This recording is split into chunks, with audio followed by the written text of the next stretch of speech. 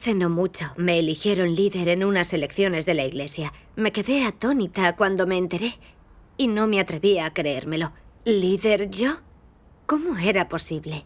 Un líder debe hablar de la verdad para resolver los problemas de los hermanos y hermanas en su entrada en la vida. Pero yo era joven y tenía una experiencia limitada. Encima, nunca había tenido un puesto de líder. ¿Estaba a la altura? Esto me preocupó durante bastante tiempo.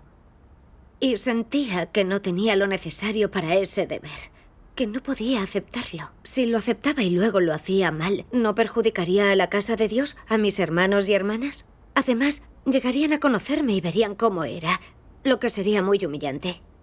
Me inventé una letanía de excusas, pero una hermana me leyó este pasaje de las palabras de Dios. Leer las palabras, practicar la oración, aceptar la carga de Dios y las tareas que Él te confía es para que haya una senda ante ti. Cuanto más pese la carga de lo que te ha confiado, más fácil será que seas perfeccionado por Él. Si eres alguien consciente de la voluntad de Dios, desarrollarás una carga verdadera para la Iglesia.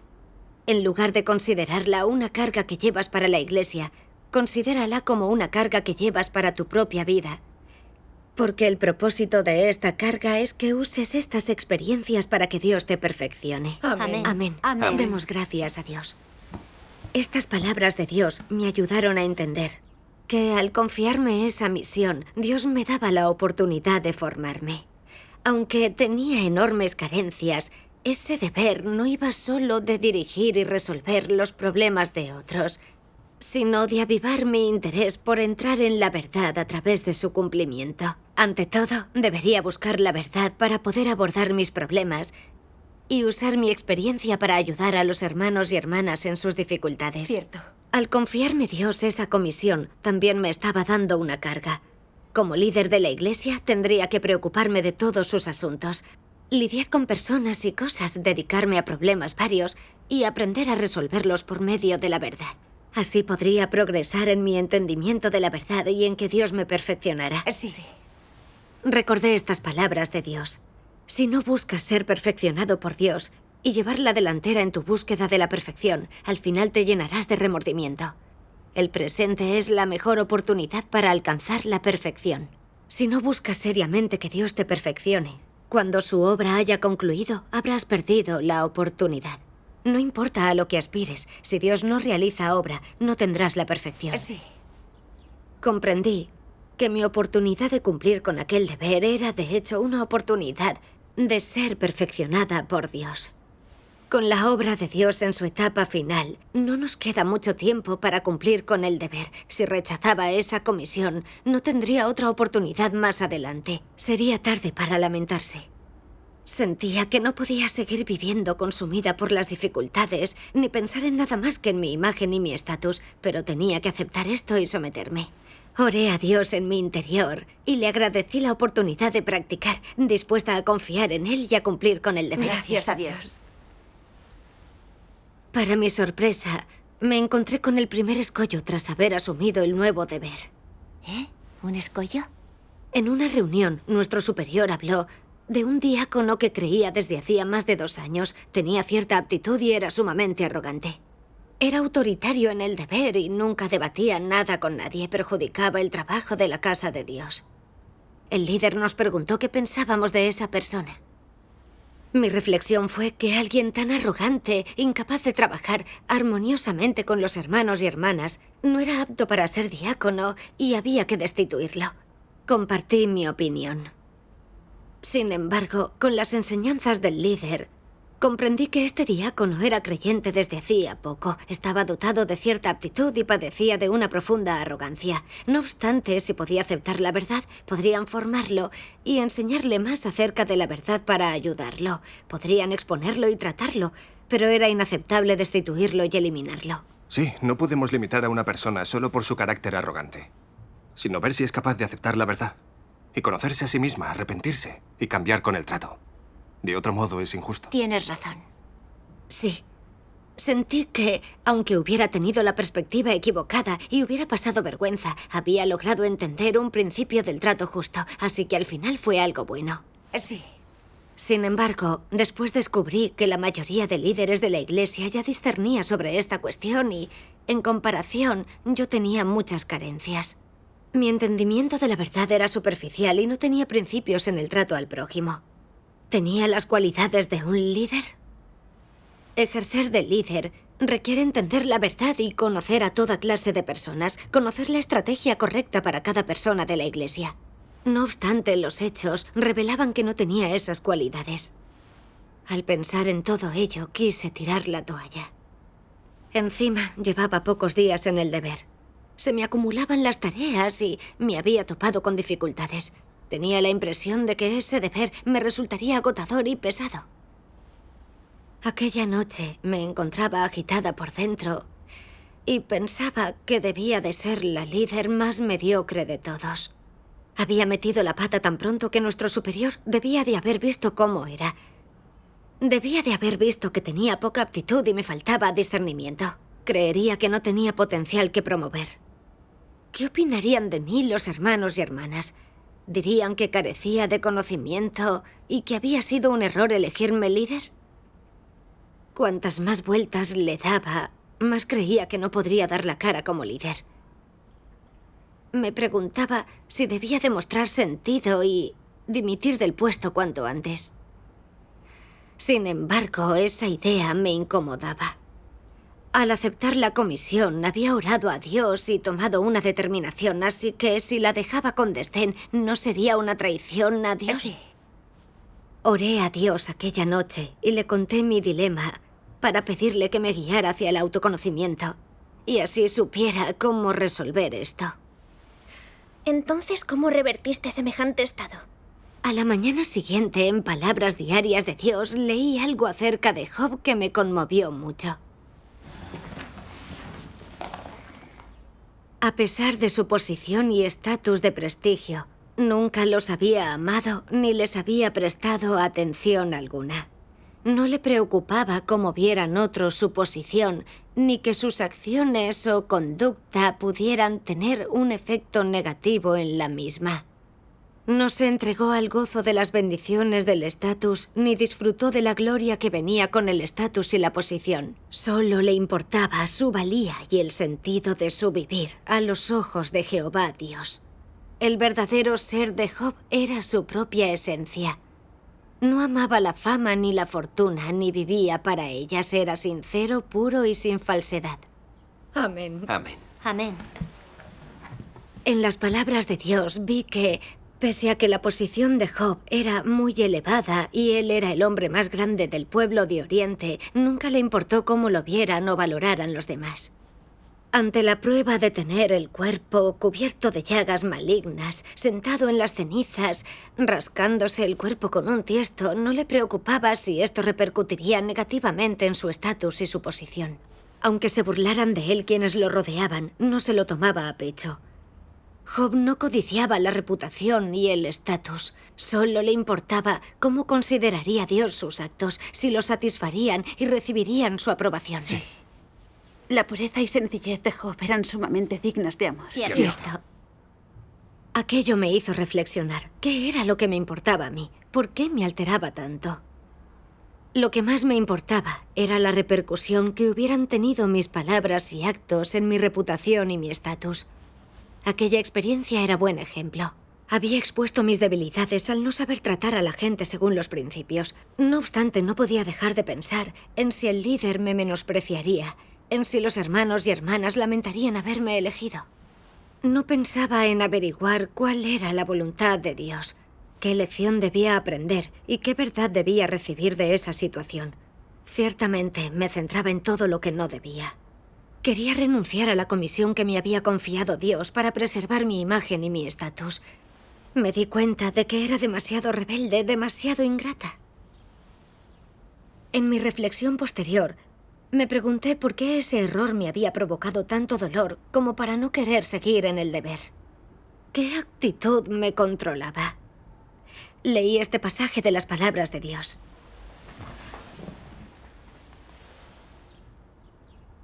Los anticristos son traicioneros y astutos. Se expresan con cautela. No revelan nada y, si desvelan algo, rectifican. ¿cómo lo hacen? Quizás no puedan rectificar de inmediato y en tal caso no son capaces de dormir de noche ni comer de día. Cuando están sentados, mientras caminan, piensan: ¿cómo voy a salvar mi reputación, mi buen nombre? ¿Cómo voy a asegurar mi posición? ¿Cómo voy a evitar que me desprecien y descubran cómo soy? Todos sus pensamientos se centran en estas cuestiones. Puede que a veces posean lealtad o paguen el precio, y puede que hagan cosas que parezcan correctas. Pero tras esto hay un secreto que nunca comparten. El estatus y la reputación de un anticristo son el proyecto que emprenden cuando empiezan a entender las cosas y se extiende toda su vida. Es la esencia de la naturaleza de un anticristo. Si un día cometen un error y se ponen en evidencia, haciendo ver que también se equivocan, tienen defectos o son inadecuados para algunas cosas, lo perciben como un fenómeno nada halagüeño. Y ese asunto les atormenta, hace presa en su mente y se sienten mal. No pueden dormir ni comer y suelen estar distraídos. Cuando los demás les preguntan por qué están distraídos, dicen que han estado tan ocupados con su deber que no han dormido. Algo muy alejado de la verdad. Engañan a los demás. ¿Qué piensan para sí? Me he puesto en evidencia. ¿Cómo puedo redimirme? ¿Qué puedo hacer para redimirme sin que vean lo que tramo? ¿Qué manera, qué tono debo utilizar para explicar este asunto? ¿Cómo puedo decirlo sin que adviertan que estoy dando explicaciones sobre el asunto? Consideran el asunto desde todos los puntos de vista, se devanan los sesos y se olvidan de comer y beber. Gran verdad. Al meditar las palabras de Dios, comprobé que mi conducta era la misma que la de los anticristos expuestos por Dios, que solo piensan en su reputación y estatus. Caí en desgracia por una estupidez y mis hermanos y hermanas vieron mi debilidad. Lo percibí como algo muy humillante, así que me obsesioné con lo que opinaran de mí. Ni siquiera podía calmarme para cumplir con el deber durante el día, y aquello me quitaba el sueño por la noche. Me perseguía a todas horas. Los demás ya lo habían visto, por lo que no podía salvar la situación. No podía recuperar la dignidad y perdí toda voluntad de cumplir con el deber. Pues creía que, si lo dejaba, no tendría la posibilidad de ser una fracasada, de recibir el desprecio de todos. Recordé estas palabras de Dios. El estatus y la reputación de un anticristo son el proyecto que emprenden cuando empiezan a entender las cosas y se extiende durante toda su vida. Es la esencia de la naturaleza de un anticristo. Sí. Esto me enseñó que una de las principales características de un anticristo es actuar solo por el bien de su reputación y estatus. Esas son las cosas que persigue y por las que trabaja toda la vida. Los anticristos anteponen la reputación y el estatus. Sí. Eso también me describía a mí. Durante toda mi etapa escolar siempre quería ser la primera de la clase para que mis profesores me tuvieran en alta estima y mis familiares y amigos me elogiaran. Durante los años que cumplí con el deber en la casa de Dios, en teoría sabía que no tenía sentido ir en pos de la reputación y el estatus, que tener eso no implicaba tener la verdad. A primera vista, no andaba tras esa clase de cosas. Sin embargo, en el fondo seguía enamorada del prestigio y quería desempeñarme bien en todo lo que hiciera para que me aplaudieran y admiraran los demás. Sí. Cuando acepté el puesto de líder de la iglesia, esperaba ser digna del cargo de líder y que todos me elogiaran en cuanto lo asumiera. Cuando cometí un fallo, pensé que mi reputación y estatus se resentirían, así que no quería continuar en ese deber. Solo valoraba la imagen que tenían de mí en su interior, en vez de valorar mi oportunidad de cumplir con el deber. Con mi reputación y estatus en riesgo, quise renunciar a lo que Dios me había confiado. Consideraba mi reputación y estatus por encima de todo. Comprobé que el carácter de un anticristo me corría por las venas, que iba por la senda de los anticristos. Pensé, ¿por qué diablos deberían admirarme mis hermanos y hermanas? No estaba en posesión de la verdad, no tenía experiencia práctica, tenía poca aptitud y, pese a ello, me preocupaba el estatus. Alguien como yo, absorbida por un carácter satánico, todavía quería que me idolatraran. ¡Qué desvergüenza! Sí. En el deber vamos en pos de la reputación y el estatus para recibir admiración. Esto revela el carácter de un anticristo. Sí, yo nunca me daba cuenta de lo grave que era este problema. Entonces, ¿cómo debemos considerar la comisión que nos ha confiado Dios? Entonces, recapacité sobre este aspecto de la verdad y lo busqué. Leí otro pasaje de Dios.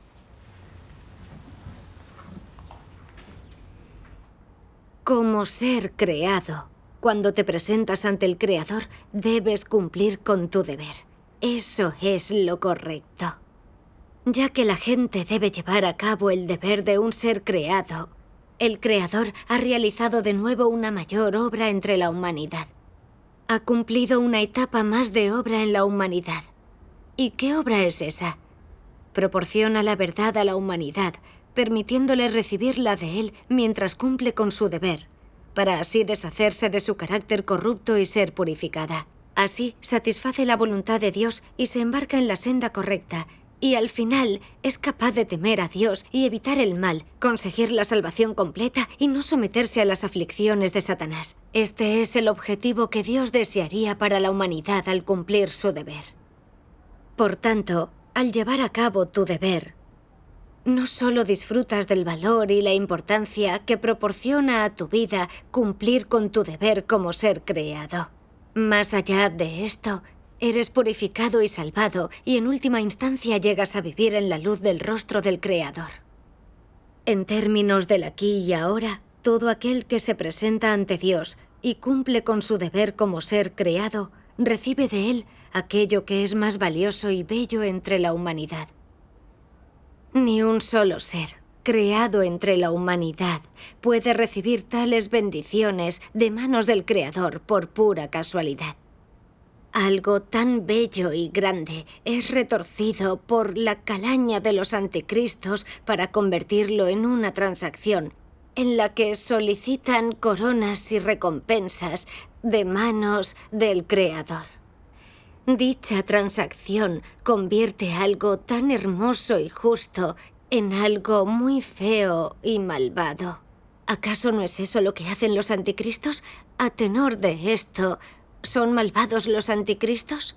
Son bastante malvados y esta es solo una manifestación de un aspecto de su maldad. Sí. Sí. Al examinar las palabras de Dios, entendí que cuando un ser creado tiene el privilegio de presentarse ante el Creador y de cumplir con el deber en la obra de gestión de Dios, esto es de lo más hermoso y justo. Cierto. Me pregunté, ¿por qué decía Dios que cumplir con el deber era de lo más hermoso y justo? Dios nos otorga desinteresadamente tantas verdades que nos permite cumplir con el deber en su casa y nos da oportunidades para formarnos.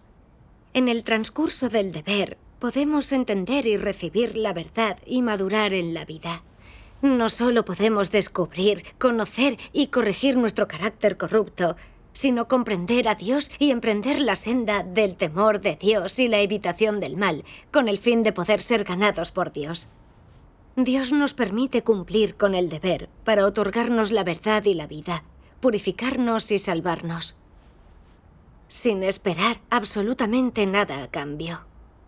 Como seres creados, hemos de ver y entender los sinceros propósitos de Dios con un corazón auténtico y honesto en el deber y darlo todo en este para poder compensar a Dios por su amor. Gracias a Dios. Entre el Creador y sus criaturas, Dios se entrega desinteresadamente, mientras que los seres humanos deben someterse a Él y compensarlo. Al final, recibimos las verdades provenientes de Dios, desechamos el carácter corrupto, vivimos con semejanza humana y serenamos el corazón de Dios. Es una relación preciosa y muy pura. Sí. Asimismo, un ser creado que acepta la comisión del Creador y cumple con el deber es como un niño bueno con sus padres. Es lo justo, el deber más básico que hay. Sí. Y en el deber no llevamos a cabo nuestra propia iniciativa, sino que ponemos nuestro granito de arena para difundir el Evangelio. Amén. A fin de que se presente más gente ante Dios. Sí. Es el empeño más justo que hay en esta tierra. Correcto. De forma totalmente contraria a la razón, fue esto tan maravilloso y justo lo que yo convertí en algo malo y dificultoso. Me lo tomé como una transacción, un intercambio en el que tal vez podría ganar estatus. Quería hacerlo si elevaba mi estatus. Si no, lo rechazaría para pasárselo a otro. Explotaría el enaltecimiento y la gracia de Dios para alcanzar mis siniestros objetivos. Comprobé lo mala que era y que ni siquiera era digna de ser una criatura de Dios. Al recordar mi actitud hacia el deber, me arrepentí. Me presenté ante Dios en oración. Dios mío, tú no me diste la espalda por mi deplorable experiencia en la vida. Me diste la oportunidad de practicar, lo que fue una bendición para mí. Pero traté de utilizar mi deber para negociar contigo. ¡Qué mala soy! Dios mío, no quiero pensar en mi reputación y mi estatus, sino valorar esta oportunidad y darlo todo en este deber en la medida de lo posible para no decepcionarte. Demos gracias a Dios. Amén. Tras mi oración estaba mucho más tranquila, mucho más en paz. Pensándolo bien, experimentar este fracaso y quedar mal nada más asumir el puesto parecía algo malo a primera vista, pero en realidad fue algo bueno. Dios estaba corrigiendo el rumbo y los objetivos de mi búsqueda. Sí. Mi esperanza había sido ser una gran líder que lo hiciera bien nada más asumir el puesto, para recibir los elogios y la admiración de mis hermanos y hermanas. No obstante, esta experiencia me enseñó que ir en pos de la reputación y el estatus era la senda equivocada, la del fracaso. Entendí que cumplir con aquel deber podría exponer mis defectos y que lo que tenía que hacer era reconocer mis fallos, afrontar la realidad y esforzarme mucho para dotarme de la verdad. Cumplir bien el deber y satisfacer a Dios. No debía esforzarme por mi superior ni por la admiración de los hermanos y hermanas. Aunque se hubiera revelado mi debilidad de no saber tratar a la gente según los principios, tenía que reconocer que carecía de la realidad de la verdad. Aprender la lección y captar los principios. No asustarme por el fracaso. El quid de la cuestión era poner en práctica la verdad y madurar. Exacto. No es malo enfrentarse a fracasos y tropiezos. La clave es buscar la verdad y aprender la lección. Saber ver nuestros defectos y fallos. Cambiar el rumbo y avanzar más. Amén. Amén. Amén. Me vino a la mente este otro pasaje. Al llevar a cabo su deber, el hombre es cambiado gradualmente. Y es por medio de este proceso que él demuestra su lealtad. Así pues, cuanto más puedas llevar a cabo tu deber, más verdad recibirás y más real será tu expresión. Es verdad. Con las palabras de Dios entendí que una persona no debe comprender todas las verdades y tener una estatura adecuada para asumir el deber de líder. Nadie está a la altura de la tarea de líder cuando empieza en ella. Dios nos forma en el deber y así es como nos guía y perfecciona. Mientras cumplimos con el deber, es probable que revelemos muchos fallos, que afrontemos fracasos y tropiezos y que nos poden y traten. Mejoraremos paulatinamente nuestra estatura buscando la verdad y aprendiendo los principios. Durante este proceso, es normal que no entendamos ciertas cosas o que tengamos fracasos. Es imprescindible que pasemos por esto también. Qué ciega que estaría si rechazaba esta oportunidad de ser perfeccionada por Dios por miedo a quedar mal, humillada por lo que no quería cumplir con este deber. Esta idea fue muy liberadora para mí. Sabía que tenía poca aptitud, que no comprendía la verdad y que había entrado mínimamente en la vida, pero podía esforzarme, pagar un precio y buscar la verdad. Aunque fuera la líder con más carencias, podría progresar un poco algún día. Pensé en Noé, que nunca antes había construido un arca, pero que era sincero y devoto de corazón, y confió en la guía de Dios. Perseveró durante 120 años. Acabó el arca y cumplió con la comisión de Dios. Ni siquiera tuvo muchas palabras de Dios, ni muchos que lo ayudaran. Pero yo, guiada por las palabras de Dios y con las indicaciones de mi líder, así como con la cooperación y el apoyo de tantos hermanos y hermanas, ¿cómo podía quejarme de mis problemas en el deber? No tenía ningún motivo para seguir quejándome así. Esta idea me hizo meditar sobre lo siguiente. ¿Cómo debía cumplir con el deber para realizar trabajo práctico? ¿Qué caminos de práctica descubriste? Eso. Poco después leí este pasaje.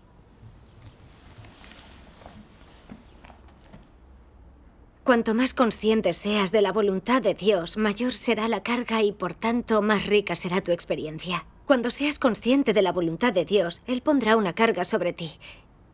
Y luego te esclarecerá sobre las tareas que te ha confiado.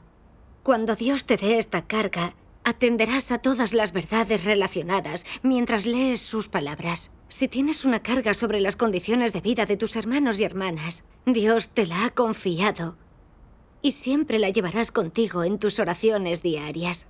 Se te ha dado como carga lo que Dios hace y estás dispuesto a llevar a cabo lo que Él quiere hacer.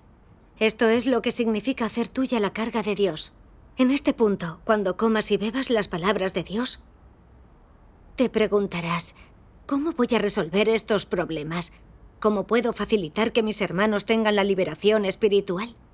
También os enfocaréis en resolverlos mientras impartís enseñanza y leeréis sus palabras en relación a estos temas. Y llevaréis una carga al hacerlo. Al entender sus exigencias, sabrás qué senda tomar. Este es el esclarecimiento del Espíritu Santo por tu carga y la guía otorgada por Dios. ¿Por qué digo esto? Si no tienes ninguna carga, no prestarás atención cuando comas y bebas las palabras de Dios. Cuando lees las palabras de Dios con una carga, comprendes la esencia de estas, encuentras tu camino y eres consciente de la voluntad de Dios. Deberías desear en tus oraciones que Dios te ponga más cargas y te confíe tareas mayores para tener ante ti una mayor senda donde practicar, para que tenga un mayor efecto que comas y bebas las palabras de Dios, para que cada vez seas más capaz de captar la esencia de sus palabras y de ser movido por el Espíritu Santo. Amén. Amén. Gracias a las palabras de Dios entendí que la clave para cumplir correctamente con mi deber radica en asumir una carga y preocuparme realmente de él. Cuando vea problemas en mi trabajo o dificultades en la entrada en la vida de los hermanos y hermanas, debo resolverlos, orar, comer y beber de las palabras de Dios con mi carga. Cuando busque la verdad con estos problemas en mente, me será más fácil recibir el esclarecimiento del Espíritu Santo. Sí. A partir de ese momento, en las reuniones me volqué en escuchar las experiencias que compartían los hermanos y hermanas y pensaba en sus estados y problemas y en cómo debía integrar aquello en las palabras de Dios en comunión. Cuando algún asunto me bloqueaba, lo debatía con la hermana con la que trabajaba más estrechamente para tener una visión más clara del problema. Esto era eficaz para las reuniones. Gracias a Dios. Una vez, en una reunión con creyentes veteranos, vi que me ponía muy nerviosa porque temía que mis enseñanzas revelaran un entendimiento deficiente y que no se resolvieran sus problemas. Tenía miedo de quedar mal, de que se rieran de mí y de que, por ser tan joven, pensaran que no era más que una jovencita con aires de grandeza. Mantuve la boca cerrada. En mi interior oraba a Dios sin cesar para que me guiara para librarme de estas limitaciones de la reputación y el estatus y así poder hablar sin tapujos. Noté cómo mi actitud empezaba a cambiar poco a poco y pensé que enseñar no es decir las cosas más inspiradoras para recibir la aprobación ajena, sino ser una persona sincera y compartir tu entendimiento personal hasta donde sepas. Así es. Sin importar con quién, cumplimos con el deber ante Dios, así que opinen lo que opinen de mí, he de cumplir con mis responsabilidades. Una vez enmendada mi actitud, me sentí más libre y pude aclarar mis ideas. Vi los problemas con cierta lucidez y me di cuenta de que podía aportar algo en comunión. Creía que esto no era cosa de mi estatura personal, sino que provenía del esclarecimiento y la guía de Dios. Jamás lo habría logrado solo por mi cuenta. Tras estas experiencias noté cierto progreso y estaba contentísima por no haber renunciado a este deber. De otro modo, nunca habría obtenido esos beneficios. Exacto. Amén. Gracias, Gracias. a Dios. Entendí mejor estas palabras de Dios. Cuanto más consciente seas de la voluntad de Dios, mayor será la carga y, por tanto, más rica será tu experiencia. Cuando seas consciente de la voluntad de Dios, Él pondrá una carga sobre ti y luego te esclarecerá sobre las tareas que te ha confiado. Estas palabras son la verdad y son incontestables. Una vez que puse en práctica las palabras de Dios, contemplé su dirección y sus bendiciones. Toda carga es una auténtica bendición de Dios. Cantemos juntos una canción. De acuerdo. 你越体贴神的心意，越有负担。你越有负担，经历越丰富。当你体贴神的心意时，神把这个负担加给你，那神就要在托付你的事上，在托付你的事上开启你。当神加给你这个负担时，你吃喝神话时就注重这方面的真理。你带着负担吃喝神的话，就能摸着神话的实质，就能摸着路，就能体贴神的心意，就能体贴神的心意。你该祷告，愿神把更多的负担，愿神把更多的负担加在你身上，让神在你身上有更大的托付，使你前面实行更有路，吃喝神话更有果效。在神话上能摸着神话的实质，使你更能接受圣灵的感动。吃喝神话，祷告操练，接受神的负担，接受神的托付，都是为了使你前面有路。你对神的托付越有负担，你就越好被神成全。